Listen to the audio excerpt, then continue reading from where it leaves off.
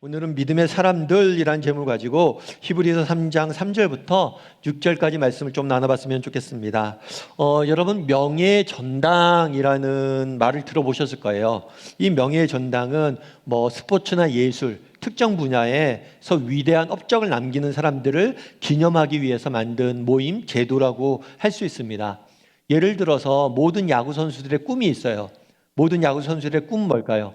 그것은 미국의 프로야구인 메이저리그에서 뛰는 거예요. 그래서 우리나라 같은 경우에도 지금까지 프로야구 선수들 중에서 메이저리그에 진출한 사람이 30명도 안 된다고 그러더라고요. 그만큼 어려운 거죠, 메이저리그 선수가 되는 것. 그런데 이렇게 어렵게 메이저리그 선수가 되는 것도 어려운데, 이 메이저리그 선수들 중에서도 아주 특출난 재능을 보인 사람들, 활약을 보인 사람들만 이 명예의 전당에 들어간다고 그러더라고요. 그만큼 이렇게 명예의 전당에 들어가는 것은 쉽지가 않습니다. 우리가 오늘 히브리서 11장을 읽었어요. 이 11장을 보면 나중에 우리가 계속해서 배우겠지만 마치 명예의 전당과 같은 거예요. 정말 구약의 역사 가운데 정말 믿음으로에 있어서 정말 특별한 빛나는 역할을 했던 사람들을 이름을 뽑아서 이렇게 기록해 놓은 것이 바로 히브리서 11장이에요. 그래서 마치 믿음의 명예의 전당과 같은 곳이 바로 히브리서 11장입니다. 그런데 이상한 것은 우리의 생각과는 좀 달라요. 등장하는 인물들이. 대표적인 예는 오늘 본문에 등장하는 에녹이라는 사람이에요. 이 에녹이라는 사람은 구약에 딱 4절밖에 등장하지 않습니다. 아주 짧게 그의 인생이 등장을 해요. 그런데 오늘 본문에 보면 명예의 전당 이름이 올라간 거죠. 구약에 얼마나 많은 사람들이 존재했고 많은 사람들의 이름이 등장하는지 모릅니다. 그런데 그 중에 정말 4절에서 간단히 기록된 그런 사람이 명예의 전당에 이름에 들어가 있는 거예요. 이런 점에서 우리가 생각하는 믿음과 하나님이 인정하시는 믿음은 다른 거란 걸 우리가 알 수가 있게 되죠. 저는 오늘 여러분과 함께 믿음에 대해서 좀 더 살펴보길 원합니다. 정말 하나님이 원하시는 믿음은 어떤 사람들인가? 또 하나님이 원하셨던 믿음을 가진 사람들은 어떤 사람들이었고, 이런 사람들을 어떻게 인정을 받았는지에 대해서 여러분과 몇 가지 이야기를 좀 나누고, 또 우리 역시 이렇게 믿음을 좀 갖는 시간들이 되었으면 좋겠습니다. 우리 먼저 3절 말씀을 같이 한번 읽어볼까요? 3절 말씀을 같이 읽도록 하겠습니다. 같이 읽겠습니다. 믿음으로 모든 세계가 하나님의 말씀으로 지어진 줄을 우리가 아나니 보이는 것은 나타난 것으로 말미암아 된 것이 아닌지라. 믿음에 대해서 설명을 하면서 제일 먼저 언급한 게 뭐냐면 창조예요. 하나님께서 이 세상 모든 만물을 창조하셨음을 우리는 믿음으로 안다는 거죠. 특별히 뭐라고 되어 있어요? 하나님 말씀으로 지어진 줄을. 창세기 1장 3절에 보면 이렇게 되어 있습니다. 하나님이 이루시되 빛이 있으라 하시니 빛이 있었고, 하나님께서 나타나셔서 이 세상 모든 만물을 창조하셨습니다. 그런데 어떻게 창조하셨냐면 말씀만으로 창조하셨어요. 빛이 있으라 하니 빛이 있었고, 별이 있으라 하니 별이 있었고, 동물이 있으라 하니 동물이 생겼다라고 성경은 말하고 있어요. 그래서 정말 믿음이란 뭐냐? 이 세상 만물이 하나님이 창조하셨다는 것을 믿는 것, 그것이 믿음이다. 그래서 믿음이란 무엇인지에 대해서 설명하면서 제일 먼저 어떤 걸 이야기하냐면 창조에 대해서, 창조주 하나님에 대한 믿음에 대해서 이야기하고 있는 거예요. 한때 어떤 믿음이 있었냐면 영원한 우주에 대한 믿음이 있었어요. 우리가 살고 있는 우주는, 우리가 살아가는 이 시간과 공간은 영원 전부터 존재해왔고 영원까지 계속해서 존재할 것이다. 이 우주는 영원 전부터 존재해왔고 앞으로도 영원히 존재할 거라는 믿음이 있었어요. 그래서 이런 믿음이 있었을 때 이 세상이 창조되었다라고 이야기하면 그것은 비과학적이고 비이성적인 신화에 지나지 않는 이야기라고 치부했습니다. 그래서 창조되었다고 이야기하면 굉장히 무시했어요. 그런데 오늘날 대부분의 과학자들은 이 우주가 영원하지 않다는 것을 인정을 합니다. 다르게 말하면 이 우주가 어느 순간에 특정 시점에 생겨났다는 거예요. 우리가 살아가는 이 공간과 시간이 어느 시작점이 있다는 거예요. 특정 시점에 생겨났다는 거예요. 이렇게 우주의 시작점이 있다는 것은 영원한 우주를 믿던 무신론자들에게는 악몽과 같은 이야기예요. 그들은 우주는 영원하다고 믿었어요. 그리고 창조되었다고 그러면 웃기는 소리 하지 말라고 이야기했어요. 그런데 어느 순간 이 우주는 영원하지 않고 특정 순간에 생겨났다는 거예요.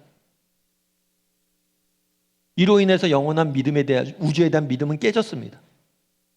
그렇다면 이 우주가 왜 생겨났을까요? 특정 시점에 생겨났다고 이야기를 하는데 왜 생겨났을까요? 과학은 우리를 우주의 시작점에 데려갑니다. 하지만 이 우주가 어떻게 생겨났는지는 설명하지 못해요. 그럼 이 우주는 어떻게 생겨났을까요? 우연히 생겨나게 된 것일까요? 아니면 누군가가 이 우주를 지었을까요? 이 우주를 만들었을까요? 아이작 뉴턴이라는 분이 계십니다. 이분 같은 경우에는 영국의 과학자예요. 그리고 과학혁명을 이끈 분이 이 아이작 뉴턴이에요. 그래서 우리가 고등학교 때 생각해 보면 과학 시간에 그런 거 배웠죠. 뉴턴의 제1법칙, 뉴턴의 제2법칙. 이 뉴턴의 제1법칙, 제2법칙을 만든 사람이 아이작 뉴턴이에요. 그리고 이 아이작 뉴턴이 만든 여러 가지 기본이 되는 법칙으로 인해서 많은 과학 법칙들이 생겨났습니다. 그런데 이 아이작 뉴턴이 뭐라고 얘기하냐면 나는 엄지손가락 하나만 있으면 하나님의 존재를 믿을 수 있다라고 이야기를 했어요. 뭐만 있으면? 엄지손가락 하나만 있으면. 이게 도대체 무슨 얘기예요? 엄지손가락을 연구해 봤다는 거예요. 과학적으로 살펴봤다는 거예요. 그런데 이 엄지손가락이 너무나 정교하고 복잡하다는 거예요. 우연히 이런 손가락이 만들어질 수가 없다는 거예요. 누군가 이것들을 설계했고 누군가가 만들지 않으면 이런 복잡하고 정교하고 아름다운 손가락은 생겨날 수 없다는 거예요. 그래서 나는 손가락 하나만 갖고도 하나님의 존재를 믿을 수 있다고 이야기한 거예요. 이건 단순히 손가락 하나의 문제만이 아니에요. 우리의 온몸이 마찬가지라는 거예요. 정말 우리의 신체뿐만 아니라 이 우주가 그렇다는 거예요. 자연과 별과 새와 동물들과 모든 것을 봤을 때 우연히 생겨났다고 생각하기에는 너무나 정교하고 아름답다는 거예요. 앤서니 플루라는 사람이 있습니다. 이 사람 같은 경우에는 원래는 무신론자였어요. 무신론 사상가였어요. 그래서 많은 무신론자들에게 영감을 주었던 사람이에요. 그런데 이 사람이 50년 만에 신앙을 갖게 됐어요. 그러면서 존재하는 신이라는 책을 썼어요. 그럼 왜 이 사람이 하나님을 안 믿다가 무신론 사상가로서 영감 많은 사람들에게 주다가 하나님을 믿게 됐냐는 거예요. 책에서 이렇게 씁니다. 이제 나는 우주가 무한한 지성에 의해 존재하게 되었다고 믿는다. 나는 이 우주의 정교한 법칙들이 과학자들이 신의 마음이라 부르는 것들을 드러낸다고 믿는다. 나는 생명이 신적 근원에서 나온다고 믿는다. 반세기 넘도록 무신론을 옹호했던 내가 어떻게 신을 믿게 되었을까? 간단하게 대답하면 그것이 현대과학으로 드러난 세계상이라고 보기 때문이란 거예요. 과학의 발달을 통해서 우주의 시작점에 대해서 알게 되고 과학의 발달을 통해서 우주와 인간이 얼마나 복잡하고 아름답게 지어진지 알게 된 다음에 이 우주는 그냥 생겨난 게 아니야. 과학자들이 신의 마음이라고 불리는 어떤 신적 존재에 의해서 창조된 것을 자기는 믿게 되었다는 거예요. 그래서 뉴욕 타임즈에서는 이렇게 이야기합니다. 사상과 논증계에서 불과 20년 전만 해도 누구도 예상하지 못한 조용한 혁명이 일어나고 있다. 그 결과 신이 귀환하고 있다. 가장 흥미로운 것은 이런 현상이 지적으로 엄밀한 전문 철학자 집단에서 일어나고 있다는 점이다. 조용한 혁명이 일어난대요. 그리고 신의 귀환이 이루어졌대요. 많은 사람들이 신을 다시 믿기 시작한다는 거예요. 왜요? 특별히 전문가 집단에서 그렇게 믿는다는 거예요. 철학자들이. 세상을 연구하고 고민하고 정말 살펴보니까 신적 존재를 인정할 수밖에 없다는 거예요. 물론 과학은 우주의 시작점을 우리를 데려갑니다. 하지만 이 우주가 어떻게 생겨났는지 과학은 설명하지 못해요. 그럼 우리가 이 우주가 어떻게 시작됐는지 알 수 있습니까? 그건 하나님의 말씀을 통해서 알 수 있는 거예요. 오늘 본문에 이렇게 되어 있잖아요. 믿음으로 우리는 세계가 하나님 말씀으로 창조된 것을 안다. 하나님 말씀에 이 세상을 하나님께서 말씀을 창조하셨다고 가르칩니다. 이 말씀을 우리는 믿기 때문에 뭐라는 거예요? 이 세상을 만드신 분이 하나님이 계심을 우리는 알게 되는 거예요. 그럼 왜 창조주 하나님, 이 세상이 창조되었다는 것을 아는 것이 중요할까요? 정말 이 세상을 창조하신 분이 계시다면, 정말 그분이 살아 계시다면 그분이 이 세상을 다스리고 계시고 언젠가 이 세상을 재창조할 것이기 때문이에요. 이 세상 모든 만물을 창조하신 하나님께서 정말 우리는 언젠가 죽게 되겠죠. 그런데 우리에게 생명을 주셨던 그분께서 죽음 이후에 우리에게 새 생명을 주실 거예요. 그리고 이 세상 모든 만물을 창조하신 그 하나님께서 지금도 이 땅을 다스리고 계시고 우리의 삶을 인도하고 계시다는 거예요. 여러분, 기독교 신앙에 있어서 창조주 신앙만큼 중요한 것은 없습니다. 정말 우리가 창조주에 대해서 알고 그 창조주에 대해서 고백할 수 있어야 돼요. 아인슈타인이라는 과학자가 있습니다. 이 과학자는 이렇게 이야기해요. 나는 실증주의자가 아니다. 실증주의는 인간이 관찰할 수 없는 것은 존재하지 않는다고 말한다. 이런 개념은 과학의 옹호를 받을 수가 없다.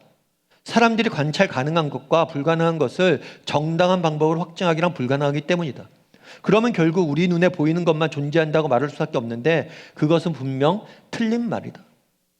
여러분, 우리 눈에 보이지 않는 것만 존재하지 않는다는 거예요. 보이지 않는 것도 분명 존재한다는 거예요. 그게 과학적 설명이란 거예요. 여러분, 보이지 않는 하나님, 우리 하나님 보이지 않습니다. 하지만 보이지 않는 하나님께서 이 세상 모든 만물을 창조하셨고 보이지 않는 하나님께서 지금도 이 세상 만물을 다스리고 운행하고 계십니다. 그리고 언젠가 이 모든 만물을 창조하신 하나님께서 새로운 재창조를 우리에게 허락하실 거예요. 바라기는 우리 다음의 식구들이 정말 이 창조주 하나님에 대한 믿음을 가지고 하루하루 인생을 살아가는 저나 여러분이 되기를 주님의 이름으로 소원합니다. 두 번째로 4절 말씀을 같이 한번 읽어봤으면 좋겠는데요. 같이 읽도록 하겠습니다.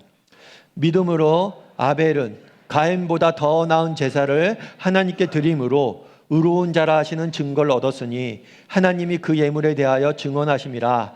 그가 죽었으나 그 믿음으로써 지금도 말하느니라. 앞서 이야기했던 것처럼 히브리서 기자는 믿음이 무엇인지 1절과 2절의 정의를 내요. 지난주에 우리는 믿음의 정의에 대해 살펴봤습니다. 이 부분에 대해서 여러분들 다시 한번 들어보세요. 혹시라도 궁금하면. 이 믿음을 정의를 내린 다음에 믿음이란 어떤 사람들이 이런 믿음을 가졌는지 구체적인 예를 들어요. 그 예를 한 명씩 한 명씩 들면서 11장 전체를 채웁니다. 그런데 처음 등장한 사람이 누구냐면 아벨이라는 사람이에요. 아벨이라는 사람에 대해서 이야기하는데 특별히 아벨과 가인을 대조해서 설명을 해요. 어느 날 아벨과 가인은 하나님께 제사를 드렸습니다. 다르게 요즘식으로 표현하면 하나님께 예배를 드린 거예요. 그런데 이상하게 아벨이 드린 예배는 하나님께서 받으셨는데 가인이 드린 예배는 받지 않으셨어요. 아벨이 드린 제사는 받았는데 가인이 드린 제사는 받지 않았어요. 그럼 왜 아벨이 드린 제사는 받았는데 가인이 드린 제사는 받지 않았을까요? 그것은 아벨이 믿음으로 제사를 드렸기 때문이라고 성경은 말하는 거예요. 우리 창세기 4장 3절부터 5절까지 말씀 같이 한번 읽어볼까요? 같이 읽도록 하겠습니다. 세월이 지난 후에 가인은 땅의 소산으로 제물을 삼아 여호와께 드렸고 아벨은 자기도 양의 첫 새끼와 그 기름으로 드렸더니 여호와께서 아벨과 그의 제물을 받으셨으나 가인과 그의 제물은 받지 아니하신지라. 가인이 몹시 분하여 안색이 변하니. 창세기 4장에 가인과 아벨에 대한 이야기가 나와요. 그러니까 오늘 히브리서 11장에 나오는 사람들은 구약의 인물들 데려와 쓴 거거든요. 그러니까 우리가 히브리서 11장을 보다 보면 구약의 본문에 들어가 좀 더 살펴봐야 돼요. 그래서 이렇게 창세기를 찾는 거예요. 근데 창세기에 보면 세월이 지난 후에라고 시작을 합니다. 이 세월이라는 단어는 막연한 시간을 의미하지 않아요. 특정 시간, 특정 기간을 의미해요. 다르게 말하면 이 세월이 지났다는 것은 특정 시간이 지났다는 거예요. 아마도 이 시간은 뭐냐면 추수를 의미하는 것 같아요. 1년 동안 수고하고 농사지어서 가을에 추수를 하잖아요. 그 기간이 지났다는 거예요. 이 농사짓고 추수하는 그 기간이 지난 후에 어떤 일이 있었냐? 가인은 하나님께 예배를 드렸습니다. 뭘로 예배를 드렸어요? 땅의 소산으로. 아마 가인은 농부였던 것 같아요. 농사지은 그 소산으로 하나님께 예배 드린 거예요. 그런데 아벨은 그 다음에 뭘로 예배 드렸어요? 자기도 아벨은 양과 양의 첫 새끼와 그 기름으로 드렸다라고 되어 있어요.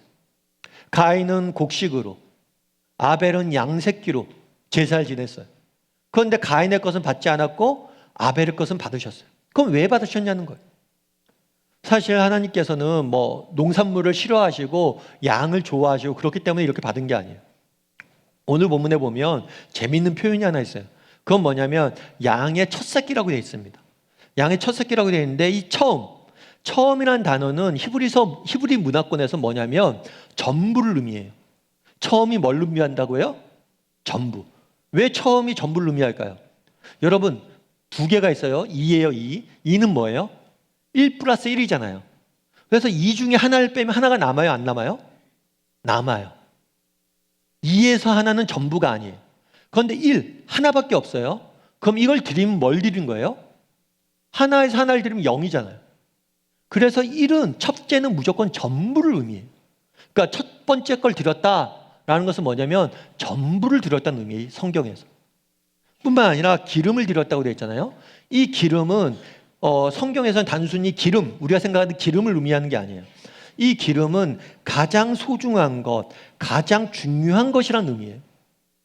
다르게 말하면 아벨은 뭘 드린 거예요? 가장 소중한 것, 중요한 것 전부를 드렸어요. 그런데 가인은 그냥 드렸어요. 결정적으로 차이는 무엇이냐? 예배를 드리는 마음이에요. 둘 다 제사를 드렸습니다. 둘 다 예배를 드렸어요. 그런데 가인은 그냥 형식적으로 드렸어요. 하지만 아벨은 진심을 다해서 가장 소중한 것들로, 귀한 것들로 모든 것을, 처음 것을 하나님께 드렸던 거예요. 거기에 차이가 있는 거예요. 이 부분에 대해서 잠언은 보다 분명히 이야기합니다. 잠언 23장 26절 같이 한번 읽어볼까요? 같이 읽도록 하겠습니다. 내 아들아, 내 마음을 내게 주며 내 눈으로 내 길을 즐거워할지어다. 뭐라고 표현해요? 내 아들아, 내 마음을 내게 달라고. 하나님이 원하신 건 뭘까요? 여러분, 하나님이 이 세상 모든 만물을 지으신 창조주세요. 여러분, 하나님께서 부족한 게 있을까요? 부족한 게 없어요. 우리가 뭘 드리든지, 우리가 양을 드리든지 곡식을 드리든지 하나님한테 그게 뭐가 의미가 있어요? 하나님 부족한 게 없는데. 중요한 건 이 드림을 통해서 하나님이 원하시는 뭐냐? 우리의 마음이라는 거예요. 마음. 다르게 말하면 우리의 마음의 첫 자리에 하나님이 있길 원하는 거예요. 우리의 마음의 첫 자리에, 우리 마음의 가장 소중한 것에 하나님이 있길 원하는 거예요. 여러분, 믿음이란 무엇입니까? 믿음이란 아벨과 같이 하나님께 제사 드리는 게 믿음입니다. 다르게 말하면 믿음은 무엇입니까? 우리 인생의 첫 자리에 하나님을 모시는 게 믿음이에요. 예를 들어서 예배도 마찬가지예요. 오늘 여러분들 와서 예배 드립니다. 오늘 예배 드리는데 여기 와서 예배 드리는 거, 이곳에 와서 예배 안 드리는 사람들보다 여러분들이 훨씬 더 하나님이 기뻐하시는 예배를 드리는 거예요. 하나님이 여러분의 모습을 보시고 기뻐해요. 그런데 여러분들 정말 이곳에 와서 예배 드리지만 우리의 몸만 와 있으면 안 돼요. 정말 우리의 마음이 하나님 앞에 나와야 된다는 거예요. 정말 오늘 이 시간 우리의 마음이 정말 하나님을 만나러 내가 나왔어 라고 생각을 해야 된다는 거예요. 저는 어렸을 때 강남교회라는 교회에서 신앙생활을 했어요. 이 강남교회는 노량진에 있는 교회인데 이북에서 피난민 지은 교회예요. 이북에서 피난왔어요. 피난왔으니까 뭐 할 수 있는 게 없죠. 노량진에 있는 수산시장 가서 생선 팔면서 장사하시면서 교회를 세우고 신앙생활을 했던 분들이. 그래서 우리 어른들이, 우리 권사님이나 처음 교회를 개척했을 때 얘기하는데 꿈이 뭐였냐면 장의자 있는 게 꿈이었대요. 교회가 장손이 있었는데 의자 살 돈이 없으니까 거적더기를 깔아놓고 예배 드렸어요. 그런데 옆에 교회 보니까 신성교회라고 있었는데 그 교회는 장의자가 있었대요. 그 장의자가 그렇게 부러웠대요. 그렇게 어렵게 힘들게 이렇게 신앙생활을 했던 거예요. 근데 재밌는 건 뭐냐면 우리 그 당시에 이제 교회 어렸을 때 보니까 권사님들 이런 분들이 주일날 되면 꼭 양복을 입고 오세요, 교회. 평소엔 양복도 안 입는데 주일날 양복 입고 오시는 거예요. 그 불편하게 왜 양복 입고 오십니까? 이야기하면 그래도 하나님 만나러 가는데 제일 좋은 옷, 제일 좋은 것을 입고 가야지. 여러분, 교회 나올 때 양복 입고 오라는 얘기가 아니에요. 정말 우리가 하나님을 만나러 내가 나온다, 이 마음을 가지고 예배를 드리냐는 거예요. 정말 하나님을 받는 것은 우리의 옷을 받는 게 아니에요. 우리의 마음을 받는 거예요. 정말 우리의 마음이 진심으로 하나님을 향하고 있는가? 그리고 우리의 마음이 늘 하나님을 첫 자리에 두고 살아가고 있느냐? 믿음이란 뭐냐? 하나님을 우리 인생의 첫 자리에 두고 살아가는 게 믿음이에요.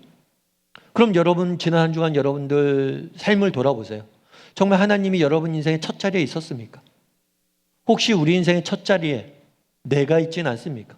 자기 자랑과 자기 연민과 자기 만족이 우리 인생의 첫 자리를 차지하고 있지는 않냐는 거예요. 내가 원하는 건, 내가 만족스러운 건, 나를 사랑하고 내 것만 추구하며 한 주간을 살지 않았냐는 거예요. 우리의 첫 자리에 누가 있는지 한번 우리가 점검해 볼 필요가 있다는 거예요. 그러면 우리는 어떻게 하면 하나님을 우리 인생의 첫 자리에 모실 수 있을까요? 여러분, 우리가 어떻게 하면 하나님을 우리 인생의 첫 자리에 모실 수 있을까요? 무엇보다도 하나님을 우리 인생의 첫 자리에 모시기 위해서는 십자가 앞에 나아가야 됩니다. 다르게 말하면 하나님이 우리를 위해 무엇을 행하셨는지 보아야 돼요. 여러분 인생의 첫째는 무엇입니까? 여러분 인생의 첫째는 뭘까요? 여러분 인생의 첫 번째 자리는 뭘까요? 저는 이제 결혼하기 전에 가끔 이렇게 사람들과 같이 직장 생활을 하다 보니까 사람들과 함께 회식을 하거나 맛있는 음식을 먹으러 갈 때가 있죠. 결혼하기 전에는 맛있는 음식을 먹으면 누구 생각을 제일 먼저 했을까요? 누구 생각이 날까요? 결혼하기 전에 여러분들은 맛있는 거 먹으면 누구 생각이 났어요? 어머님 생각나지 않았어요? 저만 효자였군요. 집에 가서 어머님이 이거 한번 대접해야지, 어머님 드려야지. 그 다음에 결혼한 다음에 누가 생각이 날까요? 전혀 이런 거 생각 안 해보셨군요. 아내가 생각이 나죠. 아내가 다음에 아내와 여기 와서 먹어야지. 요즘은 누구 생각이 제일 먼저 날까요? 애들 생각 나죠. 애들과 다음에 여기 와서 먹어야지. 사실 어쩌면 우리 인생의 첫 자리는 뭐예요? 자녀가 첫 자리죠. 사실 자녀만큼 우리가 소중히 여기는 건 없잖아요. 그런데 성경은 예수님에 대해서 뭐라고 이야기해요? 독생하신 하나님의 아들이라고 이야기해요. 하나님의 첫 자리는 예수님이에요. 그런데 그 첫 자리인 예수님을 누굴 위해서 주셨어요? 우리를 위해서 주셨잖아요. 다르게 말하면 우리에게 뭐라고 얘기하냐면 너가 나의 첫 자리보다 더 중요하다는 거예요. 오늘 예배를 드린다고 그러잖아요. 하나님께 제물을 드렸다 그러면 그런 생각을 해요. 그렇게 하나님은 그렇게 우리에게 제물을 받길 원하시냐고. 아니요. 하나님은 우리 걸 원하지 않으세요. 이걸 먼저 시작한 사람은 누구냐면 하나님이에요. 내가 정말 내 인생에 가장 아끼는 것보다 널 맨 앞에 뒀는데 너도 나를 조금 더 앞세울 수 없겠니? 라고 말하는 거. 여러분, 어떻게 하면 우리가 하나님을 첫 자리에 모실 수 있습니까? 하나님이 우리를 어떻게 대했는지 봐야 돼요. 첫 자리보다 더 중요시 우리를 여겼잖아요. 그걸 알면 우리도 그분을 첫 자리에 모실 수밖에 없는 거예요. 결국에 우리는 십자가를 모르는 거예요. 은혜를 모르는 거예요. C.T. 스터드라는 분이 계세요. 이분 같은 경우에는 선교사님이세요. 이분은 원래는 영국 사람이에요. 영국 특별히 캠브리지 대학을 출신이에요. 여러분, 캠브리지 대학이 명문 대학이죠. 그런데 캠브리지 대학에 수석으로 졸업을 했어요. 얼마나 똑똑한 인재예요. 게다가 우리는 크리켓이라는 운동을 잘 모르는데 크리켓이라고 이게 야구 비슷한 거 있잖아요. 이거 영연방 국가에서는 굉장히 좋아하는 스포츠래요. 이 크리켓 선수였고 또 전국대회에서 금메달까지 땄어요. 운동도 잘하고 똑똑하고 모든 걸 갖춘 사람이에요. 그러니까 사실 대학을 졸업하고 세상에 나가면 출세가 보장된 거죠. 그런데 모든 걸 버리고 어딜 갔냐면 선교를 갔어요. 그래서 사람들이 물었어요. 왜 선교를 가냐고, 이걸 다 버리고. 그랬더니 이 사람이 뭐라고 얘기했냐면 이렇게 얘기했어요. 만약 예수 그리스도가 하나님이시라면, 그리고 그분이 나를 위해서 죽으셨다면 내가 그분을 위해 어떤 희생을 드리더라도 너무 큰 것이라고 할 수 없다. 무슨 얘기냐는 거예요. 하나님 먼저 하지 않았냐는 거예요. 왜 하나님 우리가 첫 자리에 모셔야 됩니까? 그분이 우리를 위해서 첫 자리를 포기했기 때문이에요. 우리를 제일 뭘 하셨기 때문에 첫 자리에 두셨기 때문이에요. 그래서 그 하나님 우리가 닮아가는 거예요. 그분이 날 첫 자리에 두셨던 것처럼. 그분의 사랑을 우리가 깨닫는다면 우리도 그분을 첫 자리에 둘 수밖에 없다는 거예요. 바라기는 우리 다음의 식구들이 정말 하나님의 사랑을 깨달았으면 좋겠어요. 그리고 하나님이 우리를 사랑했던 것처럼 우리도 그분을 사랑했으면 좋겠어요. 그분을 첫 자리에 뒀으면 좋겠어요. 그것이 믿음이에요.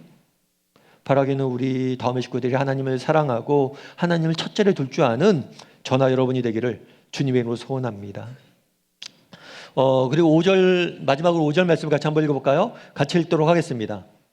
믿음으로 에녹은 죽음을 보지 않고 옮겨졌으니 하나님을 그를 옮기심으로 다시 보이지 아니하였느니라. 그가 옮겨지시기 전에 하나님을 기쁘시게 하는 자라는 증거를 받았느니라. 에녹이라는 사람이 등장을 해요. 서두에서 말하는 것처럼 에녹은 구약 성경에 정말 일부분에만 등장하는 인물이에요. 요즘 아이들 표현을 하면 듣보죠, 듣보. 들어보지도 못한 사람이. 그런데도 불구하고 이를 믿음의 전당이, 명예의 전당에 올려놓은 거죠. 특별히 오늘 본문에 보면 뭐라고 표현되냐면 에녹은 뭘 보지 않고 옮겨졌다고 되어 있어요?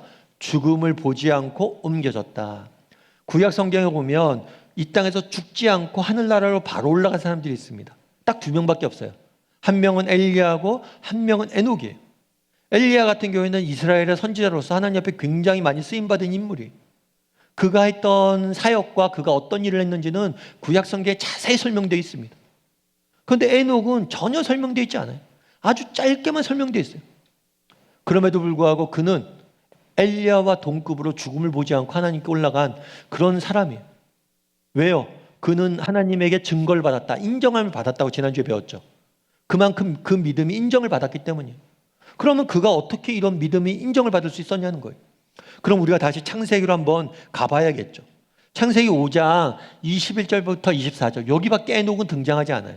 이 본문에 대해서 한번 같이 보죠. 같이 읽도록 하겠습니다.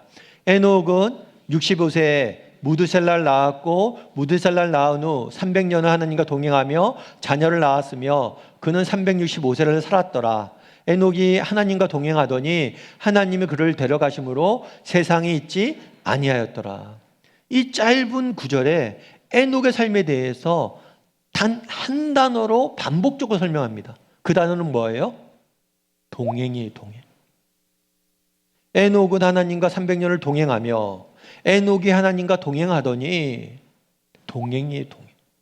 결국에 히브리서 11장에서 이야기하는 건 뭐냐? 믿음이란 무엇입니까? 했을 때 믿음은 동행이라는 거예요. 그거보다 중요한 게 없다는 거예요. 믿음은 결국엔 뭐예요? 동행이에요, 동행. 특별히 이 동행이라는 것은 뭐냐면 함께 걷는다는 거예요. 함께 걸어가는 것. 믿음이란 무엇입니까? 하나님과 함께 길을 걷는 것. 그럼 여러분들 지난 한 주간 얼마나 하나님과 함께 길을 걸었습니까? 여러분 한 주간 하나님께 동행했어요? 정말 우리가 믿음이 있다고 그러면 믿음이란 뭐예요? 본질적으로 동행이에요. 그렇다면 하나님은 이 동행을 하시는 걸, 자기와 동행하는 것을 기뻐하세요. 그렇다면 여러분들은 한 주간 얼마나 하나님과 동행했습니까? 동행한다는 건 함께 뭘 하는 거예요? 길을 걷는다는 거예요. 여러분 함께 길을 걷는다는 건 무엇을 의미합니까? 함께 누군가 길을 걷기 위해서 필요한 게 있죠. 누군가 함께 길을 걷기 위해서 필요한 게 있어요. 뭐가 필요할까요? 첫 번째로 목적지가 같아야 돼요. 가는 방향이 같아야지 같이 걷는 거죠. 그러면 목적지가 같아야 되는 거예요.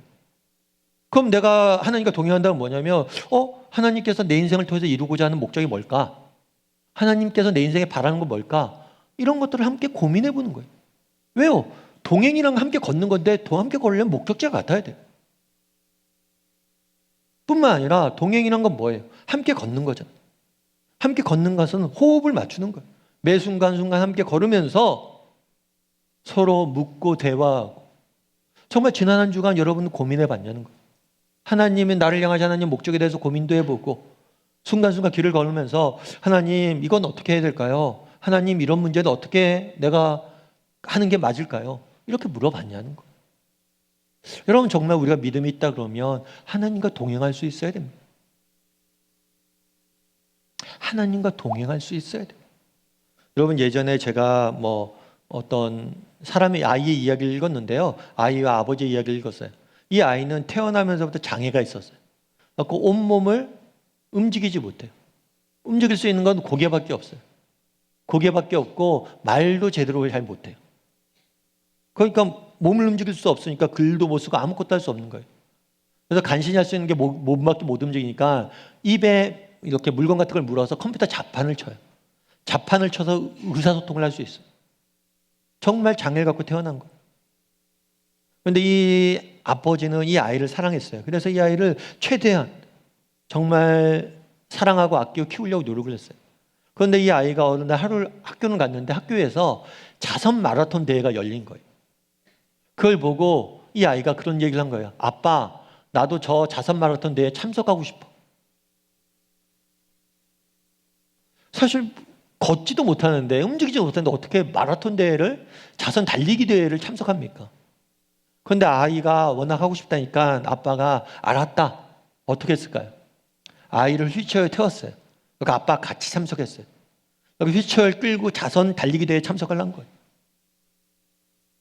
그런데 그 다음에 정말 그 저녁에, 그날 저녁에 이 아이가 자기에게 했던 말이 잊혀지지 않는데, 뭐라고 그러냐면, 아빠와 함께 달릴 때는 내가 장애인이라는 것이 느껴지지 않아. 아빠가 휠체어를 밀고 막 달려요. 막 달리다 보니까 그때는 정말 내가는 장애가 있는 것처럼 느껴지지 않았다. 그 이야기를 듣고 너무 이 아빠가 기뻤다는 거예요. 여러분 마찬가지예요. 여러분 그날의 동행이라고 하잖아요. 믿음은 동행이에요. 근데 왜 동행이 중요하냐? 여러분 정말 우리가 하나님과 동행할 때 우리는 부족하고 연약하지만, 우리에겐 결핍이 있고, 우리에겐 부족한 인생이고, 우리에겐 정말 연약한 투성이지만 그 부족함과 연약함과 결핍을 하나님과 동행할 때는 못 느끼기 때문이에요. 그 순간만큼은 이 모든 것으로부터 자유로워지기 때문입니다. 바라기는 우리 다음의 식구들이 이 동행의 기쁨을 맛봤으면 좋겠어요. 여러분 인생은 누구와 함께 거기를 걷느냐예요. 그것으로 우리 인생이 결정되는 거예요. 그런데 정말 여러분과 함께 인생을 걷길 원하시는 분이 계세요. 여러분과 함께 한 발 한 발 걸어가며 한 방향을 바라보고 달려가길 원하시는 분이 계세요. 그분을 만나길 원합니다. 그분과 함께 걷길 원합니다. 그랬을 때 우리는 참된 자유와 기쁨을, 어떤 장애와 결핍도 느끼지 않을 것. 그런 믿음으로 날마다 하나님과 동행할 줄 아는 저나 여러분이 되기를 주님의 이름으로 소원합니다.